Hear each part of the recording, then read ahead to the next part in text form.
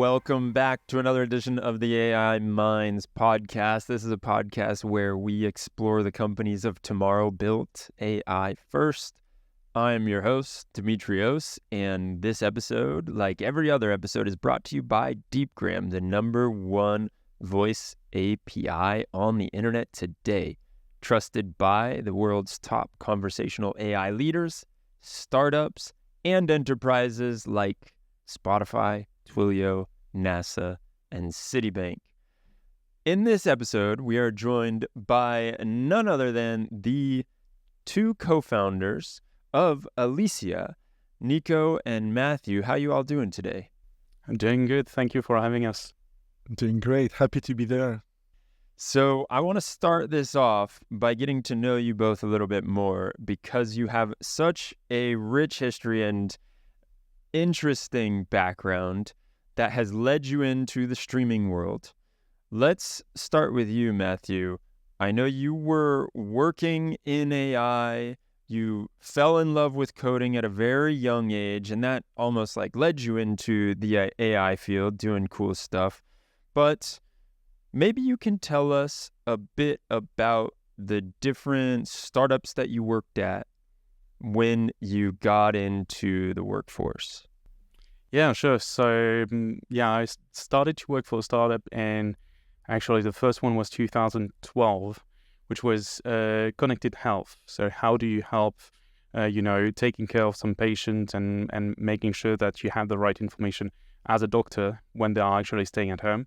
So it was all about connected devices and how do you get this data, and you show it in the right way to have some insight, like any prompt alerting at first, like if there is any issues, which was my first experience. And I was in a very strong training with very hardcore developers and engineers there. So it was quite interesting. I would say it was the best school I could ever have. So that was an interesting one. I moved then to, for a short amount of time, for a smart city company. So we basically built like a big data platform with some help from the kind of the DevOps team there.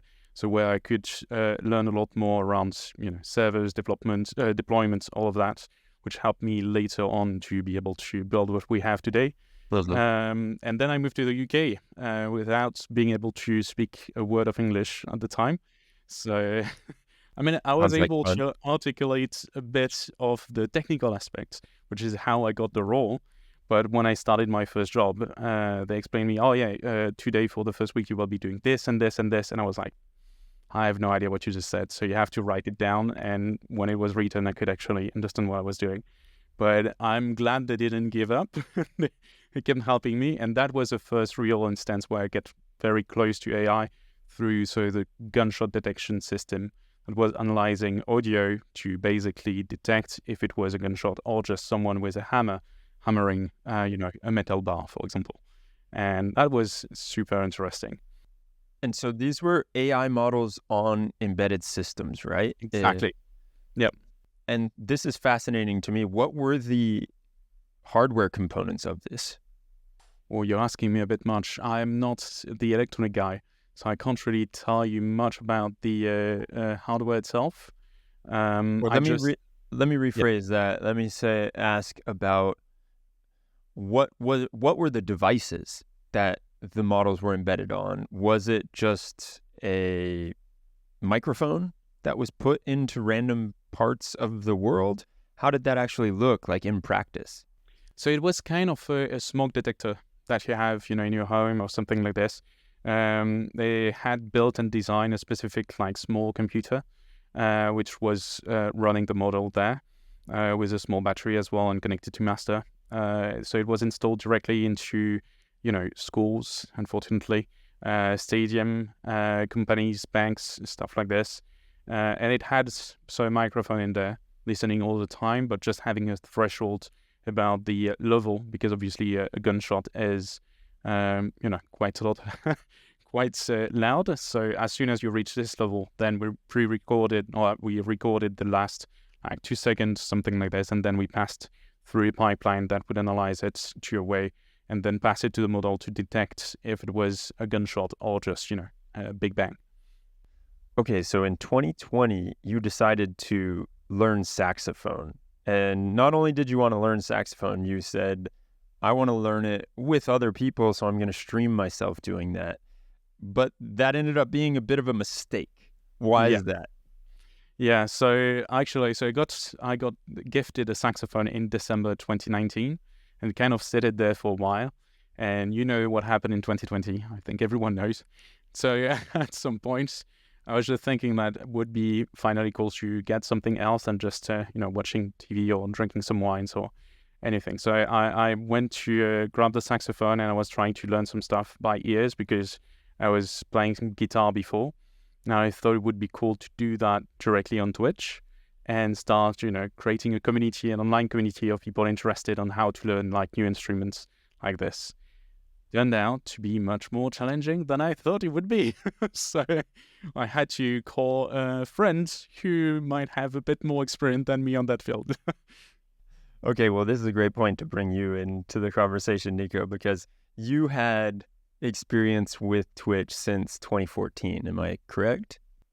Yeah, so I discovered the platform as a normal user around 2012, and I started watching whatever was happening there. It was pretty new. Like I already had watched some content like video game related on YouTube before, but I didn't know people were doing that live.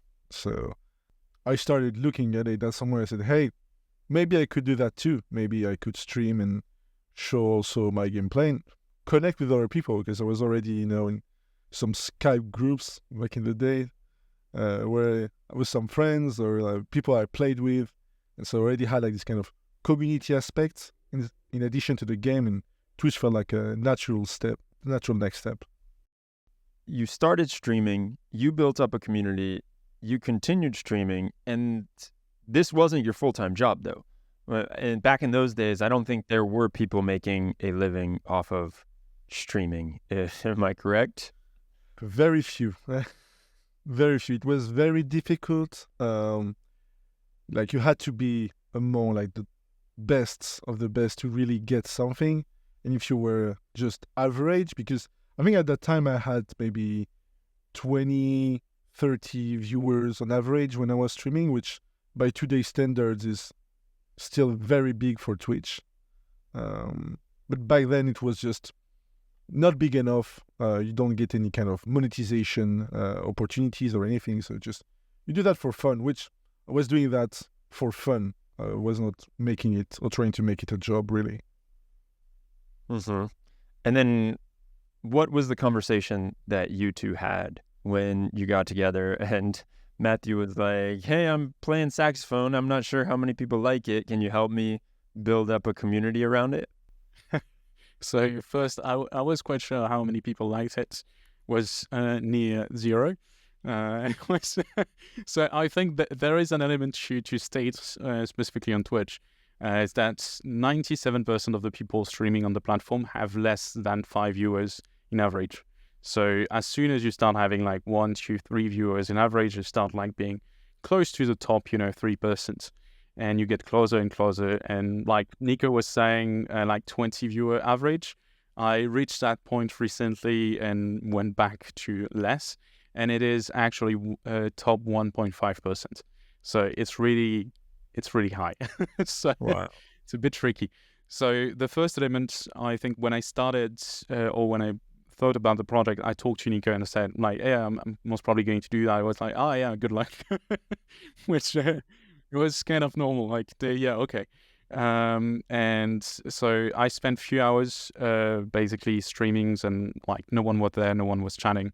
And then so I basically, after I think 2 weeks like this, 2 or 3 weeks, I reached out to Nico and say, hey, actually I must be doing something wrong, or there is something happening, because I don't know what it is, but it's really crap experience. I can't interact with people. Even if there is someone nice, I'm usually playing saxophone when they arrive, so I'm not interacting with them, so they're not staying. And so, yeah, it was a weird thing. I was doing it more okay, I know I have a set of 2 hours where I'll be streaming, and so I can practice saxophone. But in the same time, I really wanted to build this community. So we chatted about it, and actually Nico offered a different kind of help that I might let you explain, Nico. Yeah, so basically what Matthew kind of wanted was some kind of co-host in the chat. And so have someone that would interact with the newcomers, interact with people already there. And so, for example, he wanted to jam on music. So one of the key elements for that is to get people to suggest songs that Matthew could then try to play on or butcher, depending on the song. And so I would be there and encouraging people, hey, is there any song you would like to be played next? And then making sure there is a list always populated so he has music he can play and there is kind of no real downtime in the stream. Like rhythm is very important, as in music. So it made sense to have that. In a way, it was like you were trying to engage people. Yes. Exactly. Yes, there was really making sure like engagement is always at a high level. And now you all took this idea, you saw something there and decided to create a product out of it or try and productize that experience of the engagement? Yeah. So it went through multiple processes. Nico, as soon as Nico joined, like the difference was really like day and night, or night and day.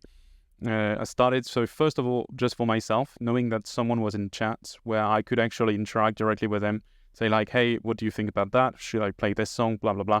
He would basically interact and respond. So it helped me really keep the right energy level through the stream and help me to keep speaking. You know, that's also a big challenge when you're streaming for the first time, is being able to always interact and entertain during your first hours. And he was there to welcome the first viewers, to just, welcome them and suggest that they would interact, so they would stick around. So I started to have my average viewers higher, but also they were interacting a lot more directly in chats. And that really triggered that getting affiliated, like having some other streamers showing around. So I started to kind of build a community between people interested in music, interested in saxophone, interested in learning, but also other music streamers. So that helped a lot through the first 2 years. So basically from 2020 to 2022. And what happened is that in May 2022, I was streaming about like 15, 20 hours a week, which you might guess, when it's not a paid job, if you have to stay in front of your computer for that amount of hours to watch someone play the same song that you've heard many, many times, it is not as enjoyable as it might be. So Nico asked me if he could basically just step away a bit rather than doing that. We kind of laughed around and I said like, yeah, okay, that's fine. I'm just going to replace you with an AI. And that was kind of the trigger from there. So May 2022, I think you know the landscape, but all the ChatGPT element wasn't really something. So I had to find like ways to do that. But I had the first version of Alicia running on my channel, only interacting through messages at the time. And that's when we started kind of to shape it up, because we also had like a few streamers from my community starting to ask questions about like what was this and how it would work, what was the purpose about it. And for me, like, was undetermined at the beginning, was more like I want that interaction. Like because that was kind of the key element to be able to build a community, and I didn't want to lose it. And that was something we kept working on, and just realized that no, actually, it is much bigger than that. It's something completely different. It's not just having a chat interaction in your stream. It has like voice interaction, because you can have this co-host animation part. You can have integration not only for music, but for example, we have integration with video games like Microsoft Simulator, where she's going to interact directly, and was one of the first tests that I've done in August 2022 about that. So again, a while back. And yeah, it started to become like the key point for us to, if you want to build a community, having a co-host is basically one of the best solutions. And this is already what people do. Like when you build a community, you will have volunteer community member that will step up, help you, like interact with people on your Discord or on your Twitch channel or any other place. And that is the kind of element, or your friends like Nico. And that's the kind of element that we got inspired by, and see how Alicia was working on my channel plus the other channels. We started to shape it up in that instance. Okay, so this was pre-ChatGPT. What and how did you build that first iteration? With a very more expensive model. So yeah, it was still it was still some of the element with OpenAI. It was we had to get approved at the time. So I've spent multiple hours chatting with them to get approval because they didn't want basically anything that would be public. And surprise, but Twitch is public.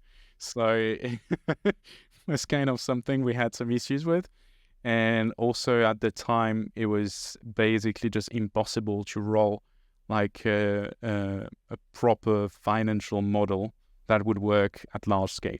Listen. So that was something where at the time to basically be running Alicia for 10 average streamers. So I'm not talking about a very, 8 hours a day, all day, all week, etc. It's more like normal streamers, 10 hours maybe per week. It would cost us more than $250, closer to $300 for just 10. And so financially, it's not viable. What we are doing is something for smaller streamers, for new streamers. It's not something that basically people will have, 60 quid or more to spend per month on this. It's something that should be available for the most of the streamers and content creators and community leaders that are doing that, and it has to be on an affordable way. Mm-hmm. And so how has the platform evolved since the inception? A lot has changed. A lot. First iteration of the platform, it was like, so I would say there are two components. There is the Twitch component where there is hey, Alicia joins the chat, and then she's interacting. So there is no platform for that aspect, but then there is the kind of dashboard where they can control personality, where they could get their voice listened by Alicia, so that it could have like this stronger interaction. And so it started with just that, one page with the login button in the same level as everything else. And then, it was one field to write, if she would be nice or sassy or whatever people had in mind, and one button to start listening. It was only available for English. That was that for quite some time. Again, till April, most probably April 2023, something like this. But yeah. And explain to me now, what does it look like?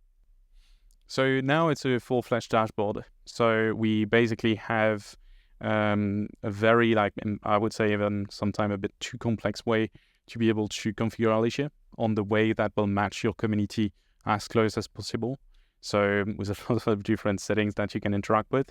The main idea for us is creating characters. So it's basically, you think about your community, who do you want your community to be joined by? So it can be, for me, I love like the grumpy grandma. So it's kind of an old person joining in and just, complaining about pains and the fact that sometimes I'm playing electro music and that she hates it, or just offering like weird cookies when I'm just like saying I'm hungry. Oh, do you want a cookie with, I don't know, some weird stuff in it? And so we have like interaction through that. It's also something where now she's interacting with the environment as well. As a streamer, you have multiple times, connected lights or different commands that would do stuff. In my stream, she is connected with the lights. So I would, I'm streaming and I'm saying like, hey, Alicia, can you just, change the lights to green? And she'd be like, I think you can do it yourself. I'm like, yeah, nice. That's a sassy, like very grumpy grandma doing that. And then after, she would just send a few messages, and just after changing to red and saying like, do you like it that way? I'm like,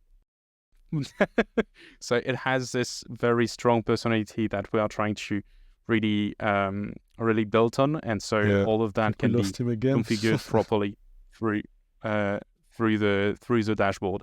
And that was like kind of the main element. But on top of that, we added voice for Alicia. So now you control like many different voice, more natural and human one, more basic. So it depends on the plan that you are on. It's something that you really have a proper voice-to-voice interaction. So she can hear you, but you can hear her. You also have like the fact that she can now build long-lasting memory. So creating, more relation with the people, because again, it's about community. So if someone comes in your community starting to say, hey, next week I'm going to have an interview in a week time, and they come back to your chat, she's going to ask, hey, how was your interview, by the way? Or if she's very grumpy or sarcastic, she might just say like, hope you failed your interview. Because again, it depends which personality you'd like to have in your community.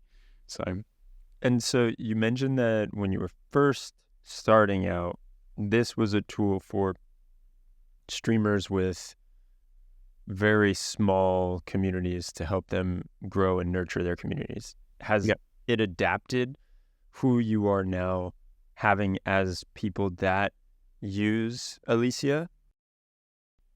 Yeah, so it's an interesting element where our focus, and it's on small and medium streamers. So I'd say, below like 20, 25 viewers as kind of the target we have. However, we have many streamers with more like, 100, 150, 300,000 of viewers.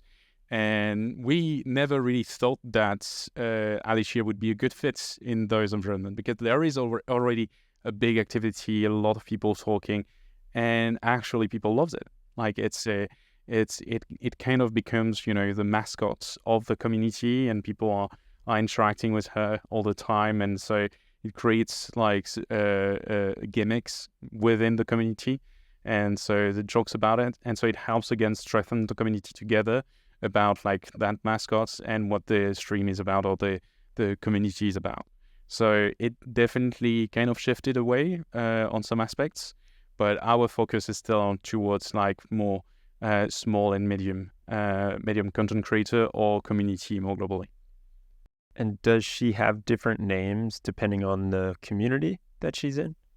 Yeah, so now it's an option. Hasn't been for a long time. I think for a year we restrained ourselves not to do it because we needed to have a visibility of Alicia, so we didn't want to change the name for her. But now it's a possibility, and it goes along with some work that we are currently doing about reworking the profile and the settings for Alicia to now create characters. And a character basically has a personality, a backstory, a name, and a voice. And this character can be shared between streamers. So if you're in a community of streamers, you can have the same character joining all of that, sharing the same memories. So that's kind of the idea. Yeah, and I could see how in the beginning your assumption would be this isn't going to be for communities that are already well established, that have a lot of people in them, because they may have someone that's doing this, or the community itself does this, so you don't need it. But when you talk about the capabilities that it has, and if it can tap into your light source, or it can be a little bit snarky, then that sounds like fun. And you can always count on like Alicia to respond to you. Maybe anyone else that's out there, they've gone and started making breakfast, and so they're logged on the stream, but they're not actually at the computer, right? But Alicia is going to be there whenever you call on. Yeah, exactly. It's she's always there as soon as you start streaming. And now what is next when you think about where you're going with this? So for us, it's basically, and weirdly in a sense, but getting away of Twitch and live streaming communities. So, or not getting away, but expanding out. That's most probably the right phrasing. The idea is to go on Discord and start like implementing the cross-platform elements. Like you meet someone on Twitch, they join the Discord, and you remember, and you still keep like the conversation and the knowledge about this person directly on Discord. So to keep them engaged with the community even when the live is off. So that's the idea. We also have a lot of discussion about like more brand communities where we have companies that are managing and creating communities about what they do, in the same way that we have a community around Alicia on Discord. And so they need ways to keep the community engaged and active. So the idea would be having Alicia to help them do that directly. And so on that, you basically have to think about the number of platforms. So if we talk about just live streaming community, you obviously have YouTube, Kick, TikTok, Instagram, which are the platform that we will be looking into integrating at some point. And if you look into more management or community management or offline communities, where you want to call it, for Discord, it can be Discord, Slack, Teams, Facebook groups, WhatsApp, all of that. So the idea for us is going to be around expanding those different platforms for Alicia to be present in all of that. And again, in a very continuous experience. So if you're on Twitch and Discord or Slack or WhatsApp, you should have the ability to have an Alicia, which is going to be consistent in between the platforms. Incredible. Well, guys, I'm super excited by what you're doing. As a community man myself, it is fascinating to think about how you've created this, how you are helping others get engagement and nurture their communities. So I love what you're doing. Thank you. I appreciate that.